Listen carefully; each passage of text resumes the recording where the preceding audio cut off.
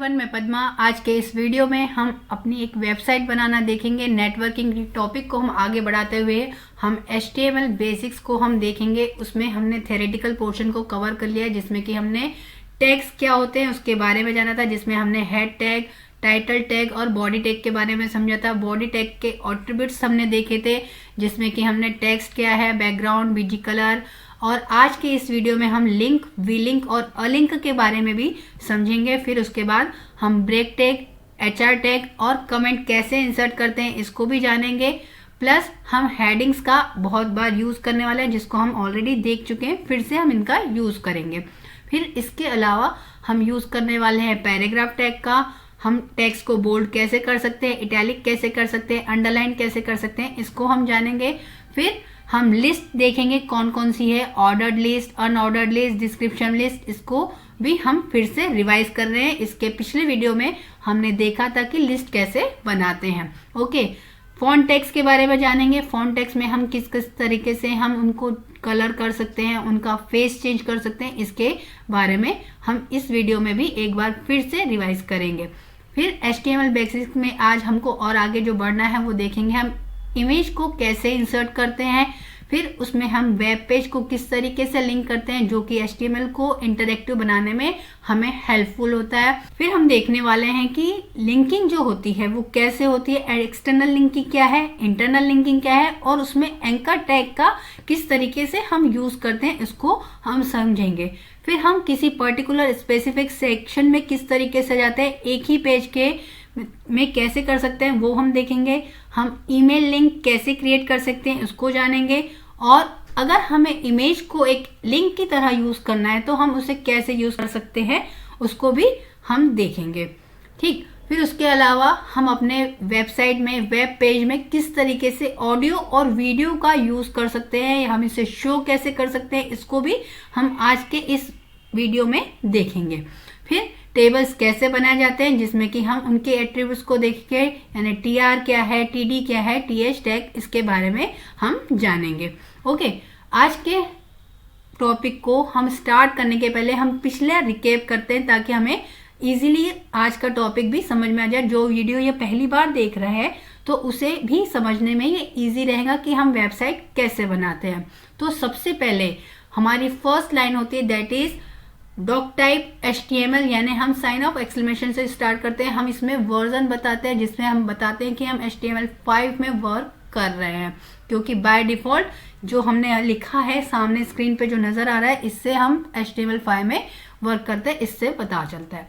फिर हम उसमें लैंग्वेज को डिस्क्राइब करें कि हम इंग्लिश लैंग्वेज का यूज करते हैं। EN एक कोड है जिससे हम बताते हैं कंप्यूटर को कि हम इंग्लिश लैंग्वेज में वर्क कर रहे हैं।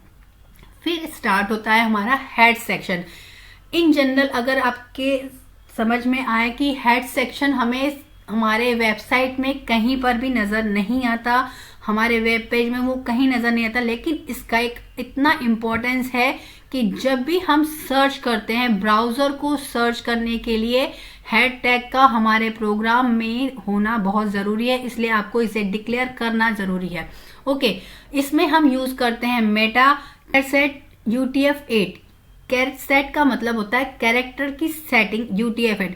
तो ये ब्राउजर को बताती है कि क्या किस तरीके से हमें ये समझना है। ठीक है, ये हर प्रकार की ह्यूमन लैंग्वेज को शो करने में एबल है। इसके बाद होता है meta name viewport content width equals to device width initial scale 1.0। तो इससे क्या होता है, ये जो स्टेटमेंट लिखे हैं तो ये डिक्लेयर कर रही है कि हमें इस जो डेटा को या ये हमारे पेज को कहाँ शो करना है। हम मोबाइल पे शो करना चाहते हैं कि हम कंप्यूटर पे शो करना चाहते हैं, उसके अकॉर्डिंग हमारे जो डेटा है या हमारा पेज है स्क्रीन पर हमें नजर आता है। तो ये भी हमें हमारे जो वेब पेज को बनाते हैं, हम वेबसाइट बनाते हैं, तो उसमें हमें हमारे हर वेब पेज पे इनको लिखना जरूरी है।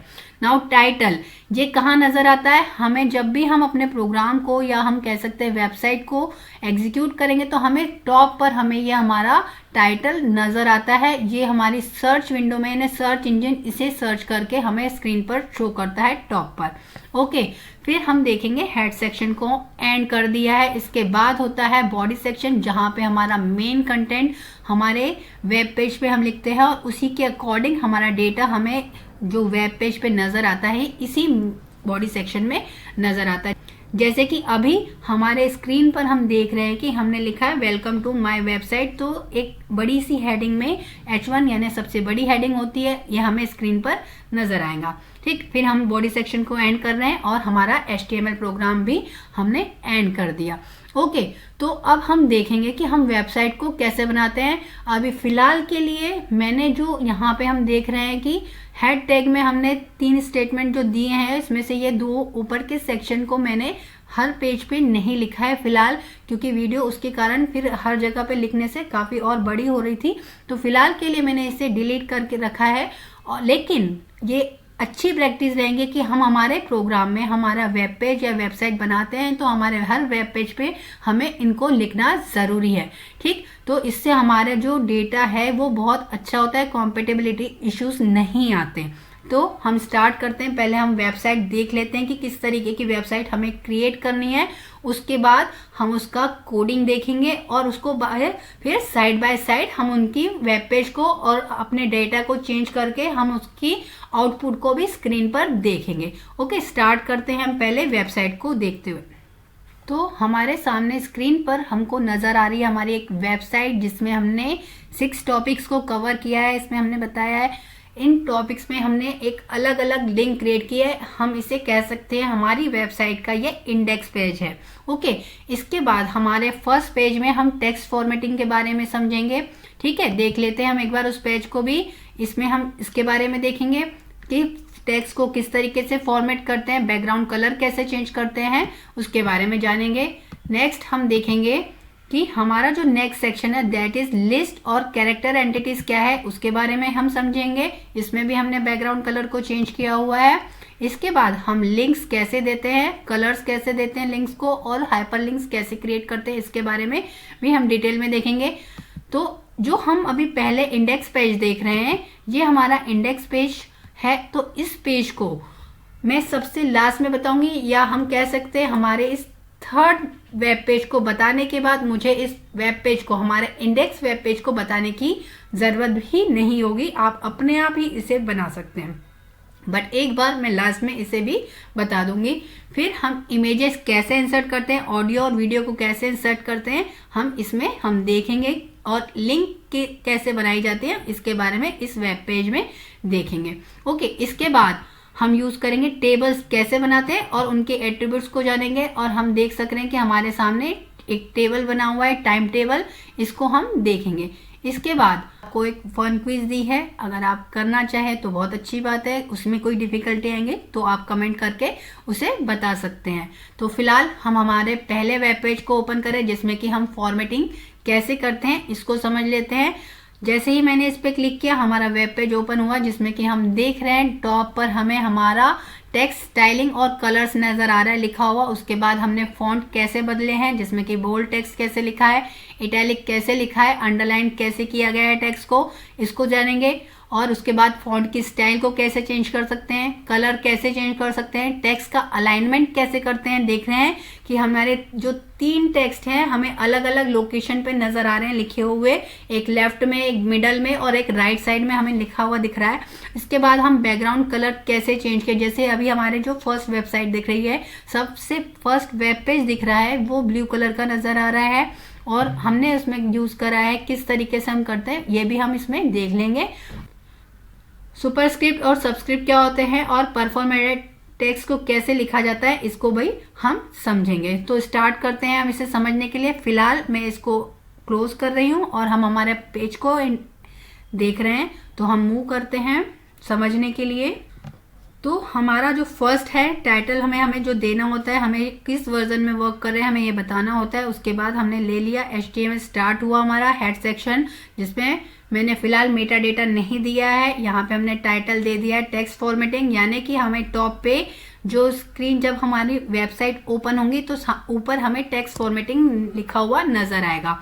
इसके बाद हमने हेड सेक्शन को एंड कर दिया। ठीक, यूजुअल प्रैक्टिस में आपको मेटा डेटा लेना है, उसमें आप इंग्लिश लैंग्वेज को भी डिफाइन कीजिए और आप अपना व्यू पोर्ट भी जरूर दीजिए, ताकि कोई अगर आपके वेब पेज को अगर मोबाइल पर भी देखना चाहे तो वो इजीली देख सकता है। ओके, फिर उसके बाद हमने बॉडी सेक्शन को स्टार्ट किया, जिसमें हमने बैकग्राउंड कलर लाइट ब्लू किया है। हमारी first web page blue colour की थी और उसमें जो टेक्स्ट है वो ब्लैक कलर के, जो टेक्स्ट इक्वल्स टू ब्लैक है, यानी टेक्स्ट का जो कलर जो आ रहा है हमारे सामने वो ब्लैक कलर का आ रहा है। लिंक हमने देखी थी ब्लू कलर की है, और उसके बाद जब हम लिंक को क्लिक करते हैं तो वो हमें रेड क्लिक में नजर आती है, और वी लिंक यानी पर्पल, यानी ए लिंक रिप्रेजेंट करता है एक्टिव लिंक को, यानी जब हम क्लिक करते रहते हैं तो वो हमें रेड कलर की नजर आती है, और विजिटेड लिंक को हमने पर्पल कलर में कर दिया है, ताकि जब हम कोई भी वो लिंक को ओपन कर चुका है तो हमें वो पर्पल कलर में नजर आता है, यानी कि वो लिंक ऑलरेडी ओपन हो चुकी है। फर्स्ट टाइम वो ब्लू नजर आएंगी, बाद में अगर हम उसे अगेन एंड अगेन क्लिक करते हैं तो वो हमें पर्पल नजर आती है। इसके बाद हमने हेडिंग टैग दे दिया, अलाइन कर लिया है अपने टेक्स्ट को सेंटर में, जैसे कि हमने देखा था कि हमारा जो टेक्स्ट स्टाइलिंग और कलर्स लिखा था मिडल में, टॉप में लिखा था सेंटर पे, ठीक, उसकी हेडिंग थी H1 हेडिंग से लिखा है ताकि वो हमें बड़े फॉन्ट में नजर आए। ओके, इसके बाद हमने यूज किया है H2 टैग, जिसका font size comparatively text styling और कलर से थोड़ा छोटा है। ये हमारी सेकंड हेडिंग है या सब हेडिंग कहते हैं फॉन्ट्स, जिसमें कि हमने टेक्स्ट को बोल्ड टेक्स्ट कैसे देते हैं, जैसे बी टैग के अंदर हम देख रहे हैं जब हम बोल्ड टेक्स्ट करना चाहते हैं तो बी के अंदर हमने यूज करना है हमारा कंटेनर टैग। बी जो होता है, बोल्ड टेक्स्ट जो होता है वो होता है हमारा कंटेनर, तो हमने उसका स्टार्टिंग टैग भी दिया है, एंड टैग भी दिया है। वैसे ही इटैलिक भी कंटेनर टैग होता है, उसका भी एक स्टार्टिंग कंटेनर का हमने दे दिया एलिमेंट, उसके बाद एंड कंटेनर एलिमेंट भी दे दिया इटैलिक के लिए आई का। ठीक, इटैलिक प्रिंट करना है तो हमें आई देना है, अगर बोल्ड करना है तो हमें बी का यूज करना है, और अंडरलाइन टेक्स्ट यूज करना है तो हमें यू का यूज करना है। ये भी एक कंटेनर एलिमेंट है, से इसको हमने पैराग्राफ यानी नेक्स्ट लाइन में हमें ये शो होता है। ओके, तो आपको ये ध्यान रखना है, मतलब जैसे कि बोल्ड लिख रहे हैं तो हमें बी टैग के अंदर लिखना है, अगर हमें इटैलिक लिखना है तो उसे आई टैग के अंदर लिखना है, और अंडरलाइन को यू के अंदर। तो एक बात कभी भूलना नहीं, क्योंकि अगर हम कंटेनर एलिमेंट का यूज करते हैं तो हमें स्टार्टिंग और एंड टैग दोनों ही देना जरूरी है, अदरवाइज वो प्रॉपरली वर्क हमें आउटपुट नहीं नजर आता है।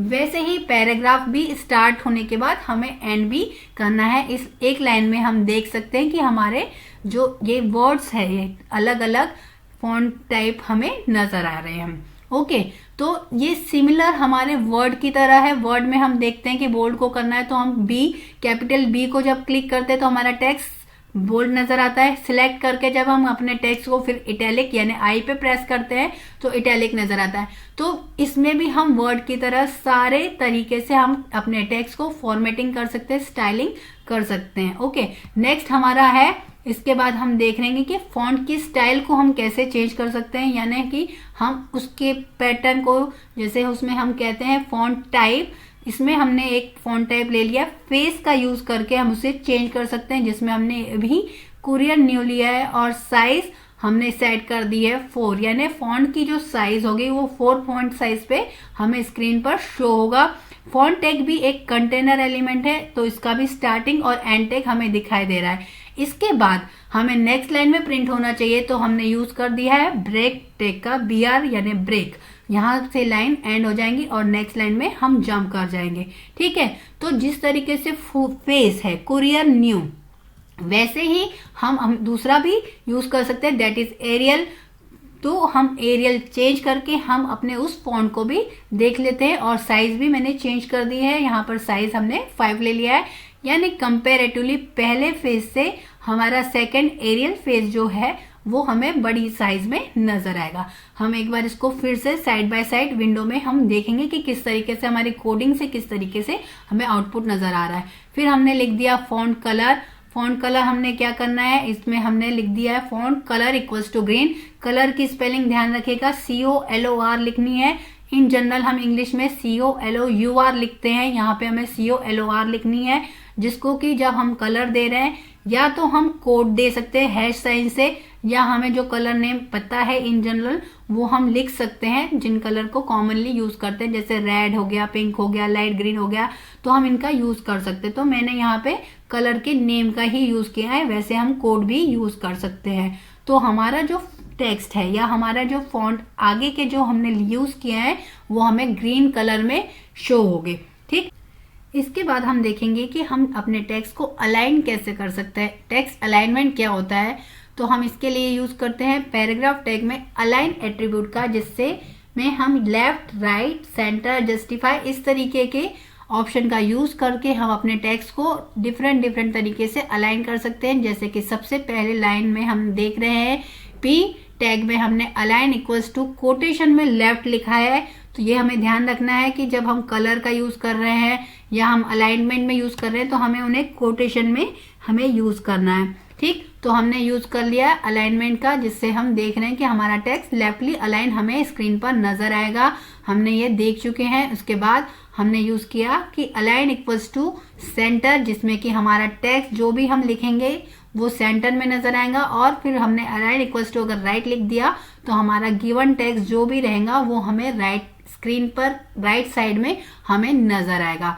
हम इसके बाद देखेंगे कि सुपरस्क्रिप्ट क्या होते हैं और सबस्क्रिप्ट क्या होते हैं, जिसके लिए हमें किस तरीके से अपने टैग को रिप्रेजेंट करना है। इसमें हम लिखना चाहते हैं E equals to MC square. तो MC स्क्वायर में 2 जो स्क्वायर्स की तरह नजर आता है उसे लिखने के लिए हम क्या यूज कर रहे हैं, सुपरस्क्रिप्ट का यूज कर रहे हैं, जो कि एक कंटेनर एलिमेंट है, जिसमें हमने सुपर के लिए SUP टैग का यूज किया है। और जो एलिमेंट को, जो नंबर को या हमें जो भी कैरेक्टर हमें सुपरस्क्रिप्ट में लिखना है उसको हमने उस कंटेनर एलिमेंट के मिडल में रख दिया है। ठीक, तो हमारा गिवन जो केमिकल फॉर्मूला है, जो केमिस्ट्री का जो है, हमने लिख दिया E equals to MC square को हमने जो स्क्वायर यानी 2 जो टर्म है उसको सुपरस्क्रिप्ट के मिडल में लिख दिया, यानी सुपर लिखकर उसके बाद हमने वो जो नंबर या कैरेक्टर हमें लिखना है वो लिखा और उसके बाद हमने एंड टैग दे दिया। इसके बाद पैराग्राफ का एंड करके फिर दूसरे पैराग्राफ का स्टार्ट किया, जहां पे हमने यूज करना है H2A फॉर्मूला, यानी वाटर का हमने फॉर्मूला दिया, जिसमें हमें 2 नीचे सबस्क्रिप्ट में नजर आना चाहिए। तो इसके लिए सबस्क्रिप्ट के लिए हम यूज करते हैं SUB। ठीक, तो बहुत इजीली हमें समझ में आ सकता है। सुपरस्क्रिप्ट के लिए SUP, सबस्क्रिप्ट के लिए हमें SUB एलिमेंट्स का यूज करना है। कंटेनर टैग है ये भी, तो हमें इसका स्टार्ट टैग और एंड टैग दोनों ही लगाना है, तो हमने यूज कर लिया इसका। ठीक, इसके बाद हम देखते हैं कि हमें परफॉर्मेटेड टेक्स्ट यानी जहां पर हमें जब हम एग्जीक्यूट करते हैं HTML प्रोग्राम तो उसमें गैपिंग जब देते हैं तो वो बाय डिफॉल्ट वो डिलीट हो जाती है। लेकिन अगर हमारे टेक्स्ट को वो जो गैप है वो डिलीट नहीं करना है तो हम क्या करते हैं, प्री टैग का यूज करते हैं, जिसमें कि हम देख रहे हैं कि मैंने लाइन 1 लाइन 2 लिखा है, यानी एक बराबर थोड़ा सा गैप देखने कर लिखा है। अगर मैं नहीं लिखती तो ये हमें स्क्रीन से लगे हुए तीनों 1 बाय 1 हमें स्क्रीन पर नजर आते। तो इस तरीके से हम अपने टेक्स्ट को फॉर्मेट कर सकते हैं, स्टाइलिंग दे सकते हैं। तो इसको हम एग्जीक्यूट करके देखेंगे और साइड बाय साइड स्क्रीन पर भी हम इसे देखेंगे। ओके, तो हम देख रहे हैं कि ये जो हमने अभी लिखा, वर्क किया, तो वो हम स्क्रीन पर भी देख रहे हैं। इसको मैं स्क्रीन को मिनिमाइज करती हूँ तो हमें वो भी हमें नजर आएगा और ये भी हमें नजर आएगा। ठीक, तो अपने पहले पेज को मैंने page1.html से सेव करके मैं दिखा रही हूँ स्क्रीन पर। हमने दोनों स्क्रीन दिखाई दे रही है, हमारी नोटपैड एडिटर जिसमें हमने अपना प्रोग्राम लिखा है और हमारा जो आउटपुट जो हमने सेव करने के बाद देखा, ये हम यहाँ पर साइड में स्क्रीन में राइट हैंड साइड में देख सकते हैं। अगर हम इनमें माइनर चेंजेस करते हैं तो वो माइनर चेंजेस भी हमें हमारे इस स्क्रीन पर अपीयर हो गए। ठीक, मैं इसमें चेंजेस करके दिखा देती हूँ। अगर हम फॉन्ट चेंजेस करते हैं या फॉन्ट कलर चेंज करते हैं तो क्या होता है, जैसे मैंने यहाँ पे फॉन्ट कलर को चेंज करके फर्स्ट दिखा रही हूँ। इसको मैंने रेड कर दिया। रेड करने के बाद मैंने इसे सेव कर दिया है, Ctrl+S प्रेस कर दिया मैंने अपने कंप्यूटर पर और उसके बाद मुझे रिफ्रेश के बटन को दबा दिया तो हमारे सामने हमारा जो फॉन्ट कलर है वो चेंज होके ग्रीन से रेड नजर आ रहा है। ठीक है, तो इस तरीके से हम हमारे प्रोग्राम को सेव करके हम उसे हमारे सामने उसमें चेंजेस को देख सकते हैं। आप इसे अपने आप करके भी इन चेंजेस को देख सकते हैं। अब हम हमारे नेक्स्ट पेज पे मूव करते हैं जिसमें हमको लिस्ट के बारे में जानना है। तो नेक्स्ट पेज में हम देखेंगे कि हम लिस्ट कैसे क्रिएट करते हैं, उसके बारे में जानेंगे। इसके लिए मैंने यूज किया है बॉडी बैकग्राउंड कलर पिंक का, और हमारा जो टेक्स्ट है वो ब्लैक नजर आएगा। इसमें भी हमने लिंक को हमने सेट कर दिया है बाय डिफॉल्ट। अगर फर्स्ट टाइम कर रहे हैं तो वो हमें ब्लू नजर आएंगी, अगर हम सेकेंड टाइम कर रहे हैं तो वो हमें पर्पल नजर आएंगे। जब हम लिंक को क्लिक करते रहेंगे, ये जो एक्टिव रहेगी, तब वो हमें रेड नजर आएंगी। सेंटर पे हमने हमारे टॉप हेडिंग को लिख दिया order, unordered and definition list, जो कि H1 टाइप का फॉन्ट होगा, और सेंट्रली अलाइन कर दिया। ठीक है, ये हमारे टैग को देखकर हमें समझ में आ रहा है H1 align equals to centre. ठीक है, पिंक कलर की स्क्रीन नजर आएंगी जिसमें हमें मिडल में लिस्ट नजर लिखा हुआ, उसके सामने order, unordered and definition list लिखी हुई नजर आएगी। ठीक, फिर उसके बाद हमने सेंट्रली अलाइन और कुछ लिखा है, that is list and special characters. Now second heading जो हमारी है उसमें हमने ऑर्डर्ड लिस्ट लिखा है। थोड़ी कंपेरेटिवली फॉन्ट की साइज छोटी होगी ऑर्डर्ड लिस्ट में। फिर हमने एक लिस्ट बनाई। ऑर्डर्ड लिस्ट बनाने के लिए हमें ओवल टैग का यूज करना होता है, जो कि एक कंटेनर एलिमेंट है, यानी उसका स्टार्टिंग टैग भी है, एंड टैग भी है, तो वो हमने देना जरूरी है। और लिस्ट आइटम कौन कौन से है उसके लिए हमें li टैग का यूज करना होता है, यानी फर्स्ट आइटम के सामने हमें 1 नंबर लिखा हुआ नजर आएगा और सेकेंड आइटम के आगे हमें 2 नंबर लिखा हुआ नजर आएगा। ठीक, यहाँ पे हमने H2 टैग का भी एंड कर दिया, यानी ये फॉन्ट की जो टाइप थी ये कंपेरेटिवली हमारे जो टॉप हेडिंग है उससे थोड़ी छोटी नजर आएंगे। सेकंड हमने ले लिया अनऑर्डर्ड लिस्ट, इसकी भी फॉन्ट टाइप हमने जो H2 हेडिंग का यूज किया है। इसके लिए अनऑर्डर्ड लिस्ट के लिए हमें यूज करना होता है UL। अब अनऑर्डर्ड लिस्ट के लिए हमारा बाय डिफॉल्ट जो भी सेट होगा बुलेट में वो सेट हमें नजर आएगा। तो हम देख सकते हैं बुलेट में 1 में और 2 में सेम बुलेट होंगे, लेकिन अलग अलग लाइन में हमें स्क्रीन पर नजर आएंगे। इसके अलावा जो लिस्ट होती है दैट इज डेफिनेशन लिस्ट। यहाँ पर एक हम डेफिनेशन को डिफाइन करते हैं और एक में उसकी हमने हेडिंग लिखते हैं। ठीक है, तो हमने HTML दे दिया और उसके बाद उसकी डेफिनेशन दे दी। तो इस तरीके से हमें अपना आउटपुट किस तरीके से स्क्रीन पर नजर आएगा ये हम अभी थोड़ी ही देर में हमारे वेब पेज को देखकर समझ जाएंगे। नाउ द कैरेक्टर एंटिटीज हम देख रहे हैं, ये थोड़ा इंपॉर्टेंट है। इसमें हमें थोड़ा समझना होगा कि कैरेक्टर एंटिटीज का यूज क्यों करते हैं, क्योंकि जब हमें कुछ समझाना हो कि हमको टैग किस तरीके से लिखना है, तो टैग को लिखना किस तरीके से अगर हम समझाने जाते हैं, तो अगर हमने टैग लिख लिया तो HTML उसे क्या एक कमांड की तरह एग्जीक्यूट कर देगा, हम उसे शो नहीं कर पाएंगे। तो इसके लिए LT और GT का यूज करते हैं, यानी लेस देन एंड GT का यूज करते हैं, यानी ग्रेटर देन सिंबल को नोट करने के लिए एम्परसेंड साइन के साथ LT फिर सेमीकोलन साइन देते हैं, वैसे ही एम्परसेंड साइन के साथ GT फिर सेमीकोलन साइन देते हैं। ठीक, इसको हम एग्जांपल से भी समझ लेते हैं। अगर मुझे शो करना है कि हमारा जो फॉन्ट कलर है वो रेड कलर है, शो करना है, तो कैसे करेंगे, LT का यूज करें, एम्परसेंड साइन LT सेमीकोलन फिर font colour equals to red. तो हमें स्क्रीन पर क्या नजर आएगा, लेस देन साइन फिर font colour equals to red और उसके बाद ग्रेटर देन साइन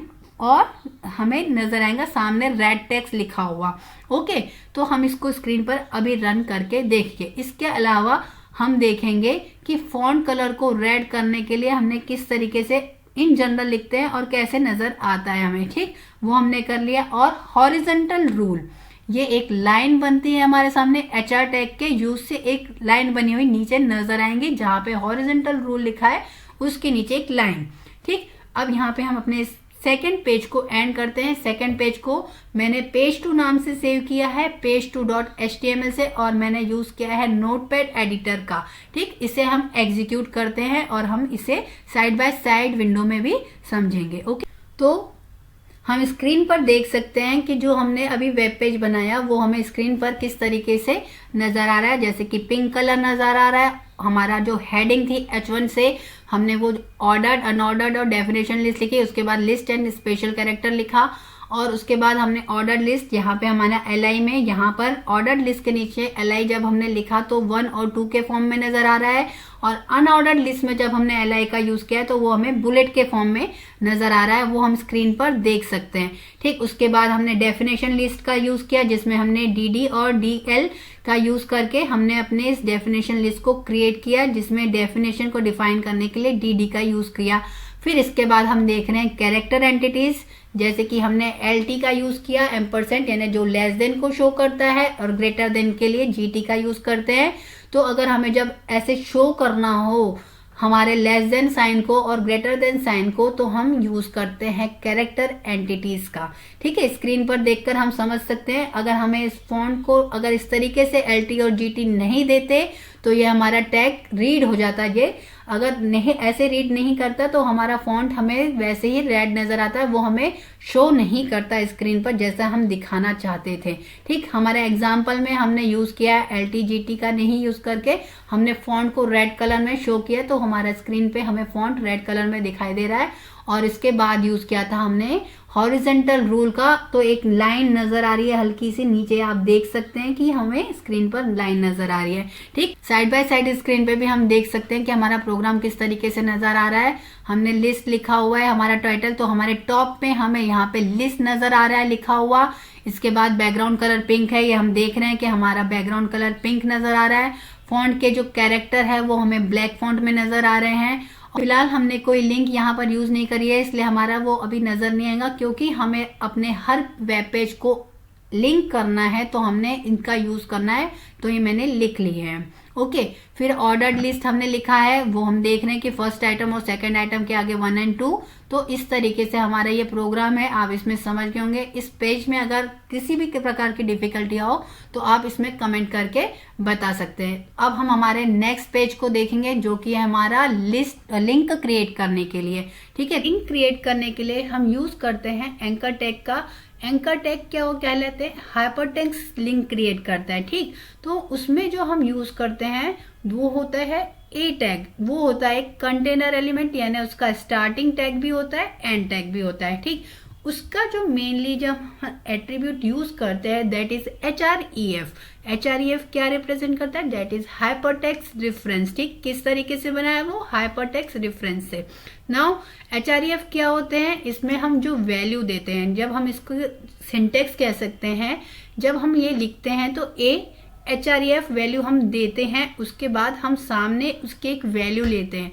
अब वैल्यू किस तरीके की हो सकती है, वैल्यू आइदर वो URL हो सकती है किसी वेबसाइट की, या तो वो किसी फाइल का नेम हो सकता है, या हम उसमें किसी ईमेल एड्रेस को लिख सकते हैं। ठीक, इन्हीं एग्जाम्पल को हम हमारे प्रोग्राम में देखने वाले हैं। ठीक, तो हम एक प्रोग्राम जो बनाने वाले हैं लिंक से रिलेटेड, तो हमने पहले हमारी जो मेन कॉमन लाइन्स है वो लिख दी हैं, जिसमें डॉकटाइप HTML लिखा, फिर हमने हेड टैग दे दिया, और हमने यहाँ पर टाइटल देकर हमारे बॉडी पार्ट को स्टार्ट किया, यानी HTML के बॉडी पार्ट को स्टार्ट करके हमने उसमें H1 हेडिंग का यूज किया है। अब हमें पर्टिकुलर स्पेसिफिक सेक्शन में अगर जंप करना हो तो हम किस तरीके से करते हैं, हम इसके लिए यूज करते हैं हैश साइन का HREF के आगे, और उसमें एक नेम का, या हम कह सकते हैं ID को यूज करते हैं। जैसे कि इस पर्टिकुलर जो गिवन एग्जांपल हमारे स्क्रीन पर दिख रहा है, वहां पे मैंने एक चेक वर्ड लिख लिया, ये हमारे लिए क्या है, एक ID, या हम एक कह सकते हैं नेम। ठीक, अब हमें किसी पर्टिकुलर स्पेसिफिक सेक्शन में जंप करना है, तो अभी के लिए ये हमारा फर्स्ट पार्ट हमने इसका कंप्लीट कर दिया। ठीक, नेक्स्ट इसका सेकंड पार्ट जहां जंप करना है हम उसमें आगे कंटिन्यू करेंगे। ठीक, फिलहाल इस प्रोग्राम के हम दूसरे सेक्शन में जंप करते हैं, जहां पे हमें इंटरनल लिंकिंग क्या होती है, यानी हम अपने प्रोग्राम में इंटरनल लिंकिंग कैसे करते हैं with the help of anchor tag, वो देख लें। तो इसमें हमने अपने ही वेबसाइट के 2 पेजेस में जंप करने का लिखा है, जिसमें हमने HREF क्या दिया, page1.html और page2.html एंकर टैग में हमने रेफरेंस में, है ना, HREF में हमने क्या दिया, या तो हम किसी URL को डाल सकते हैं, या हम किसी ईमेल एड्रेस को डाल सकते हैं, या हम अपने किसी भी वेब पेज का एड्रेस डाल सकते हैं। ठीक है, तो वो हमने यहाँ पर अपनी ही वेबसाइट का दिया, तो हमें बहुत ज्यादा कहीं और जंप नहीं करना पड़ेगा। अपनी वेबसाइट का सिर्फ नेम दे दिया, जैसे कि हमने अपनी पहली वेब पेज को नेम दिया था page1, और हमारा दूसरा वेब पेज है जो कि page2। ठीक, जिसमें हमने लिस्ट देखी थी। ओके, तो इस तरीके से हमने 2 पेजेस को अपने इस पेज में लिंक कर दिया। ये हमारी इंटरनल लिंकिंग के लिए हमने सिंपल प्रोग्राम बनाया। ओके, अब हमें अगर एक्सटर्नल लिंकिंग करनी है तो वो हम कैसे कर सकते हैं, with the help of anchor tag. वही लिखेंगे, बस हमने यहाँ पे क्या दे दिया, URL दे दिया। किसका, इसमें मैंने अटैच किया है किसको, विकिपीडिया के यूआरएल को यहाँ पे टाइप कर लिया। ओके, विकिपीडिया हमारी लिंक एक्सटर्नल वेबसाइट हो गई। ओके, हमने यहाँ पे एक एक्सटर्नल वेबसाइट को कनेक्ट करने के लिए यूज कर लिया हमारे एंकर टैग का। लेकिन इसमें आगे मैंने एक यूज किया है, दैट इज टारगेट एट्रीब्यूट का। अब इसका यूज भी हम अच्छे से जान लें कि टारगेट एट्रीब्यूट को क्यों यूज करते हैं। उसके सामने हमने क्या लिखा है, वैल्यू। टारगेट के आगे हमने लिखा है अंडरस्कोर ब्लैंक। अब इससे क्या होता है, ठीक, ये बहुत ध्यान रखने वाली बात है। अगर हम टारगेट नहीं देते तो हम जिस भी विंडो में है, ब्राउजर के जिस विंडो में हम वर्क कर रहे हैं, हमारा उसी विंडो में हमारा विकिपीडिया जो हम जैसे ही क्लिक करेंगे वो ओपन हो जाएगा। ओके, बट अगर हम टारगेट इक्वल्स टू ब्लैंक देते हैं तो एक अनदर विंडो हमारे सामने ओपन हो जाएगा। जब हम इसे एग्जीक्यूट करेंगे तो आपको इजीली समझ आएगा, क्योंकि इंटरनल लिंकिंग में मैंने वो यूज नहीं किया है टारगेट ब्लैंक। ओके, तो हमारा जब हम पेज 1 पे क्लिक करेंगे, गो टू पेज 1 पे क्लिक करेंगे तो वो हमारा उसी विंडो पे ओपन होगा, क्योंकि जिस विंडो पे हम वर्क कर रहे हैं लिंकिंग हमें नहीं दिखाएगा, हमें टॉप पे हमें पेज 1 दिखाई देगा। ये आप नोट करना। ओके, तो हमारी इस तरीके से सिंपल वैसा ही href इक्वल्स टू हमें कोटेशन में हमारे वेब एड्रेस, यूआरएल या हमारा ईमेल एड्रेस टाइप करना होता है। ओके, इसके बाद हम ईमेल लिंक कैसे क्रिएट करते हैं वो देख लेंगे। तो यहाँ पे मैंने अपने ही आपको एक मेल भेजने के लिए एक एड्रेस लिख दिया है। आप इसमें जिससे भी एड्रेस भेजना, जिस वेबसाइट में आपको जिसको भी, जैसे आप अपनी वेबसाइट बना रहे हैं तो अपने आप को ही कांटेक्ट करने का ज्यादातर दिया जाता है। नेक्स्ट हम इनलाइन लिंक देखेंगे। अब इनलाइन लिंक क्या होती है, कई बार हम जब वेबसाइट ओपन करते हैं तो हमें कभी कभी कुछ जब हम पढ़ते हैं तो वहां पे उन लाइंस में बीच में कुछ कैरेक्टर्स ब्लू कलर नजर आते हैं, या हम वर्ड्स कह सकते हैं, तो वो ब्लू कलर्स के नजर आते हैं। वो किस तरीके से आते हैं, वो एक लिंक होते हैं। तो उनको क्रिएट करने के लिए भी हम href टैग का यूज करेंगे और अपने एग्जाम्पल को हम कंप्लीट कर सकते हैं। जैसे कि एक सेंटेंस है, check out to learn more Python programming के लिए हमने एक लिंक देनी है, तो वहां पे python.org देना है। तो python.org पे कनेक्ट करने के लिए जो भी उसकी वेबसाइट लिंक है वो हमने href टैग में अपना डाल दिया है। और यहाँ पे एंकर टैग को हमारा जो भी हाइपर टेक्स्ट जो लिंक क्रिएट करना है, जैसे यहाँ पे हाइपर टेक्स्ट क्या है हमारा, यहाँ पे python.org हमने लिखकर वहां पे एंकर टैग को एंड कर दिया और यहाँ पे अपना सेंटेंस कंप्लीट करके पैराग्राफ को भी एंड कर दिया। तो जब हम इस प्रोग्राम को जब एग्जीक्यूट करेंगे तो हमारे सामने python.org हमें ब्लू या पर्पल नजर आएगा, ठीक, क्योंकि ऑलरेडी ओपन है तो पर्पल शो होगा और ओपन नहीं है तो वो ब्लू शो होगा, ठीक। तो अब हमारे इस प्रोग्राम का जो हमने फर्स्ट पार्ट कंप्लीट किया था, that is connecting to specific section का, ये दूसरा पार्ट कंप्लीट करेंगे। हमने इसके पहले वहां पे हैश का यूज किया था, हमने वहां पे आईडी दी थी, यहाँ पर हम उस आईडी का यूज करके हम अपने सेक्शन को कंप्लीट कर रहे हैं, ठीक। तो यहाँ पे चेक को हमने लिख दिया, यहाँ पर हमारा ए नेम इक्वल्स टू हमने चेक लिख दिया क्योंकि हम इससे कनेक्ट कर रहे हैं, और चेक पे हम अपना जो भी डेटा देना चाहते हैं वो डेटा देकर यहाँ पे अपने इस पर्टिकुलर प्रोग्राम को या पर्टिकुलर वेब पेज का एंड करते हैं। अब इसको हम एग्जीक्यूट करके देखेंगे स्क्रीन पर, तो ये किस तरीके से एग्जीक्यूट होता है। इसको एग्जीक्यूट, तो स्क्रीन पर हम देख सक रहे हैं कि हमारा जो वेब पेज है जो हमने अभी लिखा नोटपैड पे, हमने उसको मैंने एग्जीक्यूट यानी रन कर दिया। तो हमारे सामने जो राइट हैंड साइड पे दिख रही है वो स्क्रीन पर हमारा दिख रहा है, ठीक। पहले इसमें हमने स्पेसिफिक सेक्शन पे कनेक्ट करने के लिए क्या, जैसे ही इस पे क्लिक करेंगे तो हमारा कर्सर चेक के पास यानी नीचे आ जाएगा। बट ये हमारा फिलहाल वेब पेज बहुत छोटा है, इसलिए वो मूवमेंट हमें समझ में नहीं आएंगे, ठीक। आप एक बड़ा वेब पेज बनाएंगे तो आपको इस तरीके से कनेक्ट करना ईजी होगा। Next is internal linking. हम देख रहे हैं यहाँ पर इंटरनल लिंकिंग पे जैसे ही गो टू पेज 1 पे करेंगे तो हमारा फर्स्ट पेज जो हमने ब्लू कलर से क्या बनाया था जिसमें टेक्स्ट स्टाइलिंग लिखी थी वो हमें नजर आ रहा है, ओके। लेकिन अभी हम देख सकते हैं कि हमारे सामने जो हमने वेब पेज बनाया था वो हमें नजर नहीं आ रहा है। इसके लिए मुझे बैक बटन का यूज करके मैं अपने बैक बटन से उस पर जंप कर रही हूँ, ओके। वैसे ही हम गो टू पेज 2 करेंगे तो पेज 2 भी कनेक्ट हो गया जिसमें हमने लिस्ट का बनाया था, ओके। नाउ अगर एक्सटर्नल लिंकिंग में मैंने यूज किया था एट्रीब्यूट टारगेट का। ओके, तो अब हमारे सामने किस तरीके से आएगा, जैसे ही मैं विकिपीडिया पे क्लिक करूंगी तो हमारा जो कंट्रोल है वो दूसरी विंडो पे आएगा। आप स्क्रीन पर देख सकते हैं क्लियरली, हमारे सामने लिंकिंग एग्जाम्पल भी ओपन है और हमारा नया वेब पेज भी ओपन है। तो इस तरीके से हम टारगेट का यूज करके डिफरेंट विंडो पे हम अपने कंट्रोल को पहुंचा सकते हैं with the help of anchor tag. Okay, the next is email link के लिए, जिसमें हमने यूज किया L2 का, उसमें हमने यूज किया, जैसे मैंने यहाँ पे अपने नेम पे क्लिक किया, जैसे ही क्लिक करते समय हमने रेड कलर में देखा था, अब हमारा ये जो बाय डिफॉल्ट ऐप होता है वो ओपन होता है, जहां पे मेरा आउटलुक ऐप ओपन होने वाला है और यहाँ पे दोनों ही मेरे नाम नजर आएंगे। एक तो सेंडर में भी मेरा नाम नजर आएगा और जो रिसीव करने वाला है उसमें भी मेरा नाम नजर आएगा। ओके, क्योंकि मैंने अपना ही एड्रेस दे दिया। अगर आप इसमें और एड्रेसेस ऐड करना चाहते हो या इसको हटाना चाहते हैं तो हम इसमें हटा सकते हैं। ओके, अब यहाँ पे हम सीसी और बीसीसी भी ऐड करके अपना वर्क कर सकते हैं। इस तरीके से यह हमारा मेल का भी वर्क हो जाता है। नाउ इनलाइन लिंक के लिए बताया था, ये हमने इनलाइन लिंक जो भी हमारा टॉपिक या पैराग्राफ होता है उसमें जो अलग कलर से हमें नजर आता है underline text, that is hyper text नजर आ रहा है, इससे लिंक में हम जंप कर सकते हैं। तो हमारे न्यू वेबसाइट, जो भी उस पाइथन की वेबसाइट थी वो भी ओपन हो गई, ये भी टारगेट न्यू पे ओपन होती है। ओके, अब ये हमारा चेक सेक्शन जो हमने कंप्लीट किया।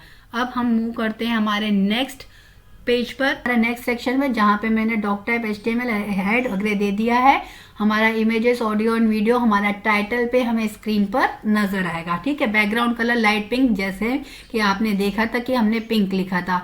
अब सेंट्रली अलाइन क्या लिखा था, मीडिया एंड लिंक्स। हम एक बार फिर देख लें कि मीडिया एंड लिंक्स लिखा है, जी हाँ, मीडिया एंड लिंक्स लिखा हुआ है।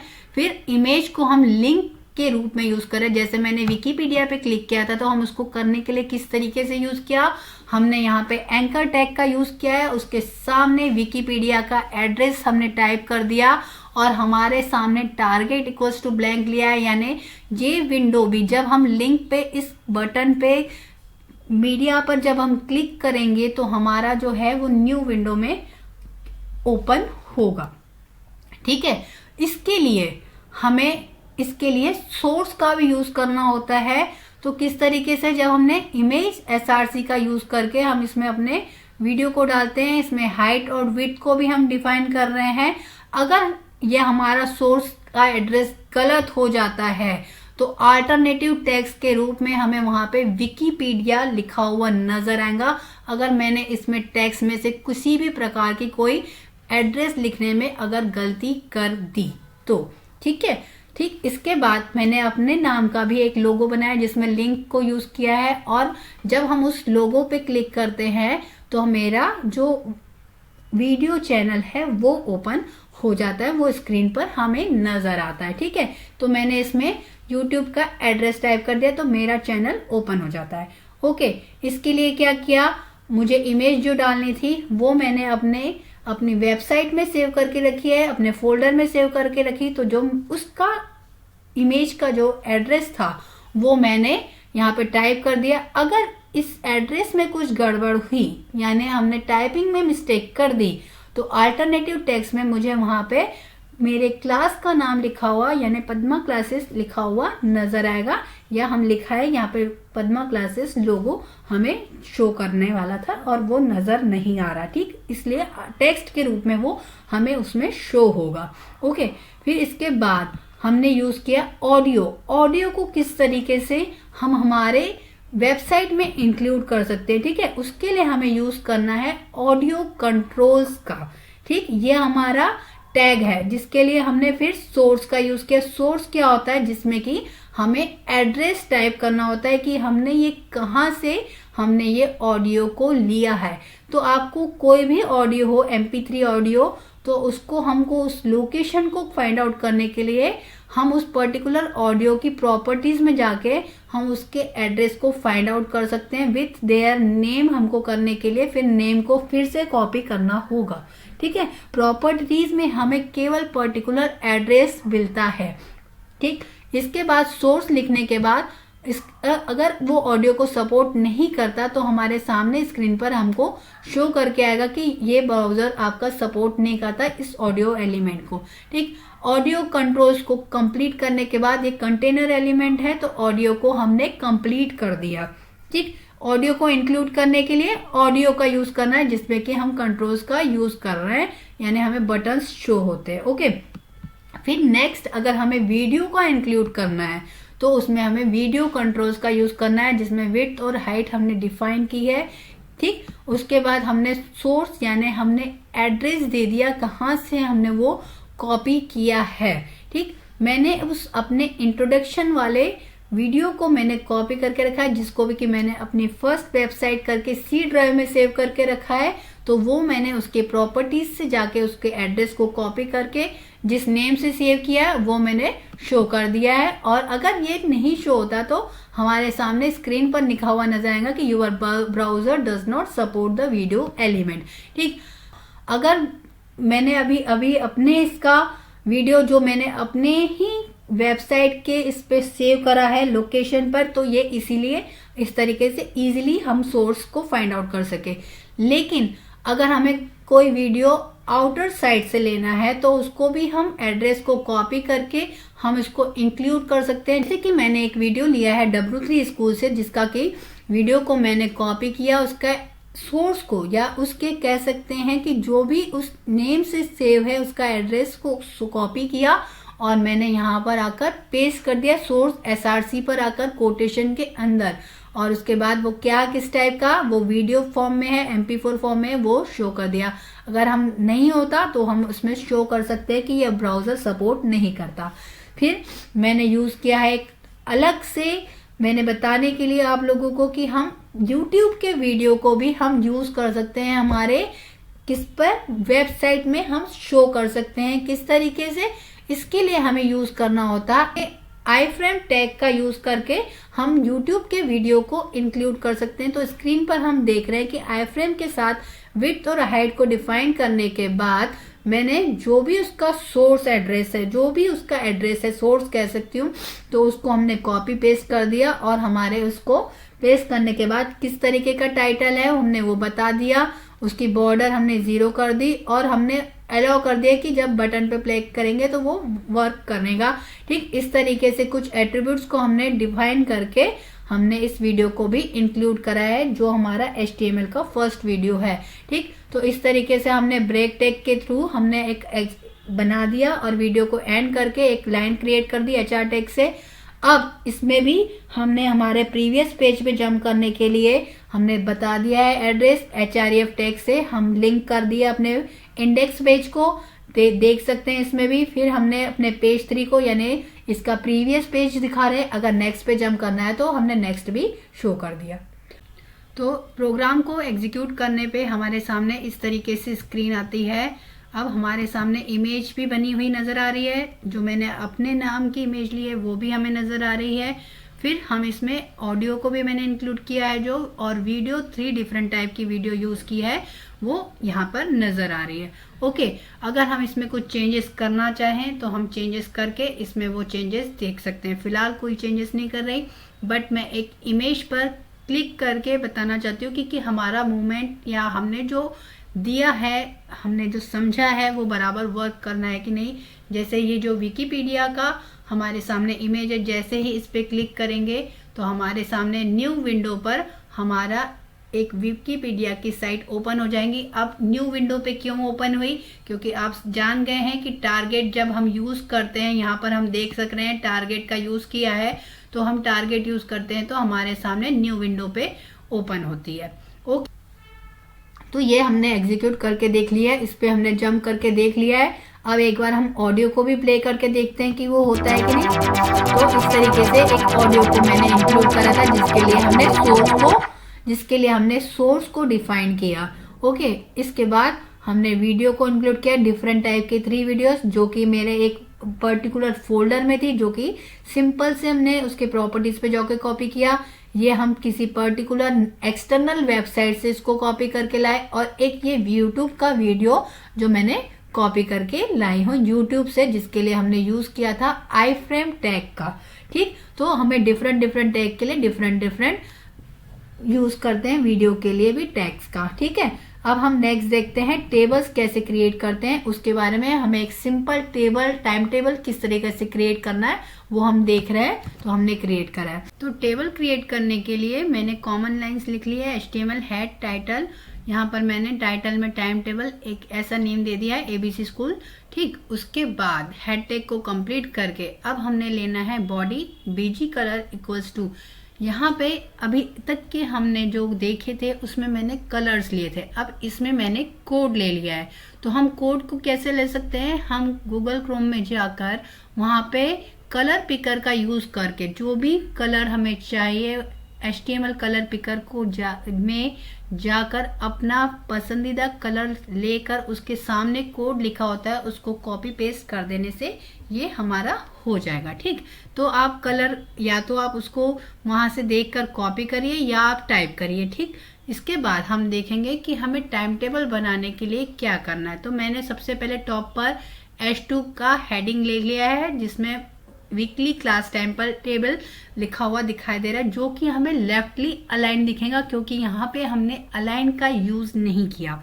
ओके, नेक्स्ट अब हमने टेबल को स्टार्ट करना है। तो टेबल के लिए टेबल टैग का यूज करते हैं जिसमें ले लिया है बॉर्डर 1, सेल स्पेसिंग और सेल पैडिंग का हमने यूज किया। अब सेल स्पेसिंग और सेल पैडिंग क्या होता है ये जान ले पहले।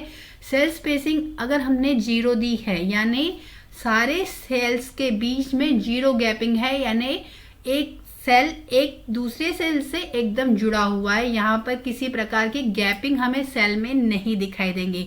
अगर हमें 2 सेल के बीच में गैपिंग चाहिए तो यहाँ पे हमें पर्टिकुलर नंबर देने से वो सेल में गैपिंग आएंगी। ठीक, तो आपको मैं एक वर्क देना चाहूंगी जिसमें आपको ये गैपिंग क्रिएट करनी है। फिलहाल मैंने विदाउट गैपिंग का बनाया है, आप गैपिंग क्रिएट करके जरूर बनाना। सेल्स पैडिंग क्या होता है, सेल्स पैडिंग यानी कि हमारा जो कंटेंट है और जो बॉर्डर है टेबल की बॉर्डर उसमें 10 पिक्सेल्स का डिफरेंस होता है। ओके, तो इसको भी आप अपने डेटा के अकॉर्डिंग कर सकते हैं। Okay, now next is T head, यानी हमारी टेबल की हेडिंग को लिखने के लिए हम यूज करते हैं जो वो है टी हेड टैग का। ओके, ये याद रखना, टी हेड क्या रिप्रेजेंट कर रहा है, टेबल हेड को। नेक्स्ट इज TR यानी टेबल रो। हम जब टेबल बनाते हैं तो रो एंड कॉलम्स होती हैं, इसमें जो हमारी फर्स्ट रो यानी हेडिंग जो है वो हमारी क्या है, रो है। अगर हमें कॉलम को हेडिंग करना है तो हम कॉलम को भी कर सकते हैं। तो फिलहाल हमने टेबल रो को किया है। नाउ टेबल हेडिंग के बाद हम वहां पे हेडिंग जो है जो उसके लिए हमने टैग्स का यूज किया, दैट इज TH। रो में हमारी जो हेडिंग्स आएंगी यानी जो हमारी टॉप रो होगी उसमें जो हेडिंग्स रहेंगे that is day. Next is period 1, period 2, period 3, period 4 and period 5। ठीक, तो ये जो हमारे जो 6 बने हैं कॉलम्स, इन कॉलम्स में जो ये हमारे लिखे हुए दिखेंगे ये हमें बोल्ड लेटर्स में दिखेंगे because we have use the TH tag. Okay, ये हेडिंग टैग है। नाउ यहाँ पे हमारी रो एक कंप्लीट हो जाती है। अब हम नेक्स्ट रो का स्टार्ट करेंगे। हेडिंग कंप्लीट कर दी यहाँ पे, और अब हमारा नेक्स्ट रो यानी हमारा बॉडी पार्ट स्टार्ट होगा तो उसकी भी हम रो क्रिएट करेंगे। तो उसमें भी हमें कितने 6 कॉलम्स के बारे में हम डेटा देंगे। Now here we use the TD tag. TD is यानी टेबल डेटा। तो हमारा फर्स्ट रो में जो डेटा आया दैट इज डे के नीचे हमारा क्या आएगा, मंडे लिखा हुआ। ठीक, फिर नेक्स्ट इसमें मैथ्स यानी पीरियड 1 मैथ्स का होगा मंडे को। Next is TD science, next is TD English. तो इस तरीके से हम बाकी रोज भी क्रिएट करेंगे डेटा को देके कंप्लीट करके। TD क्या रिप्रेजेंट कर रहा है, डेटा को, यानी हर एक रो के डेटा में हमने कॉलम में डेटा दे दिया। इस तरीके से डेटा देकर हम अपने टेबल बॉडी को भी कंप्लीट कर देंगे यानी and tag of table body. Okay, फिर हमने टेबल फूटर लिया। ओके, अब टेबल फूटर को हम किससे डिनोट करेंगे, टैग से T फूट लेने के बाद हमें यहाँ पे भी रो देनी है और हमने यहाँ पे यूज किया है TD। उसके डेटा क्या होगा, TD से ही डेटा को हम फिलअप करते हैं। नाउ यहाँ पे हमें एक नया एट्रीब्यूट दिख रहा है that is colspan. Equals to 6। तो हमने अपने कॉलम्स कितने इसके बनाए हैं, हमने 6 कॉलम बनाए हैं। तो यहाँ पे हमने कोलस्पान 6 दिया है फिलहाल। हम चाहे तो 3 भी लिख सकते हैं, यानी 3 कॉलम्स हमारे कंबाइन होंगे, एक कॉलम में आ जाएंगे। और हमने यहाँ पे सेंट्रली अलाइन करके क्या लिखा है, एंड ऑफ वीकली शेड्यूल।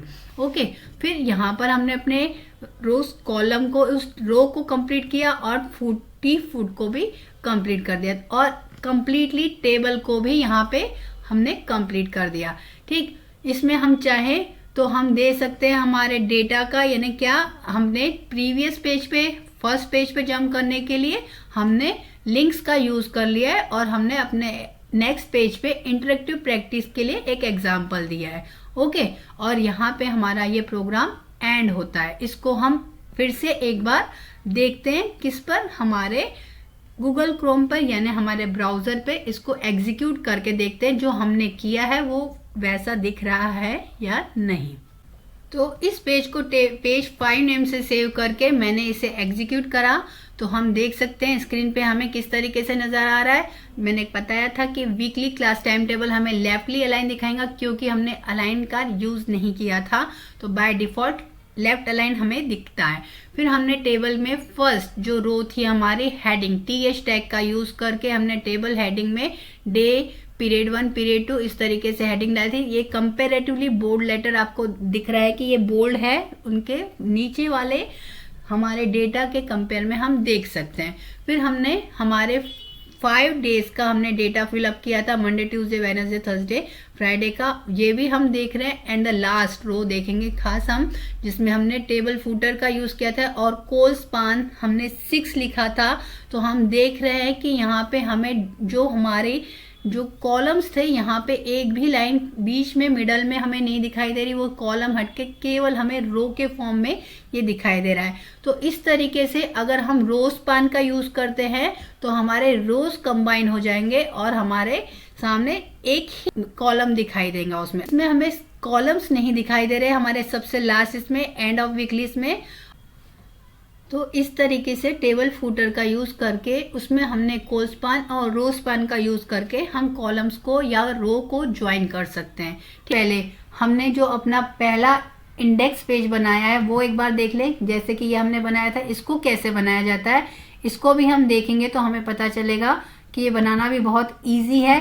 तो इसमें हमने जो लिंक्स बनाई है, सिर्फ हमने जो पेज का नाम दिया है वो हमने दे दिया है page 1, page 2, page 3, page 4, page 5, page 6 को हमने लिंक दे दिया। तो ये इस तरीके से लिंक के फॉर्म में हमें नजर आ रहा है। बाकी जो आपको ऊपर लिखना है ये आपकी पर्टिकुलर वेबसाइट है, इसमें आप अपनी तरीके से जिस तरीके से भी फॉर्मेटिंग करना चाहते हैं वो कर सकते हैं। जैसे कि मैंने मिडल में लिखना चाहता तो मैंने सेंटर पे लिख दिया और वेलकम टू पद्मा क्लासेस लिखा। फिर हमने लेफ्ट अलाइन करके कि हमने बेसिक ऑफ HTML हम सीख रहे हैं उसको विद एग्जाम्पल हमने देखा और मैंने यहाँ पे फूटर में डाल दिया क्रिएटेड फॉर फन लर्निंग। तो इस तरीके से हम हमारे वेबसाइट को बना सकते हैं। ये हमारा फ्रंट पेज था, इसको सबसे लास्ट में देख रहे हैं क्योंकि इसे समझने में हमें बिल्कुल भी प्रॉब्लम नहीं गई होंगी, क्योंकि हमको एंकर टैग का यूज करना आ गया। हम अपने टेक्स्ट को फॉर्मेटिंग कैसे कर सकते हैं, अलाइन कैसे कर सकते हैं, फॉन्ट का कलर कैसे चेंज कर सकते हैं, हमारे इस वीडियो में हमने देखा। अब आपके लिए जो वर्क है ये क्या है, ये हमने इस पर्टिकुलर पेज के लिए बताया था कि सेल्स पैडिंग और सेल्स स्पेसिंग क्या होती है। तो इससे बेस्ड ये हम देख रहे हैं कि यहाँ पर एक टेबल क्रिएट करने के लिए वर्क दिया है। आप इसे अपने आप क्रिएट करके देखें कि किस तरीके से हम चेंजेस करके हम इसे बना सकते हैं। कोई डिफिकल्टी आई तो आप कमेंट करके पूछ सकते हैं और आप अपने आप अपने फेवरेट बुक्स की लिस्ट बनाकर देखिए, उसमें इमेज का यूज करके देखिए और आप अपना टेबल बना के उसमें सब्जेक्ट और मार्क को भी फिल करके ये अपनी प्रैक्टिस करके देख सकते हैं। ठीक, अभी के लिए ये वीडियो बस इतना ही। Thank you.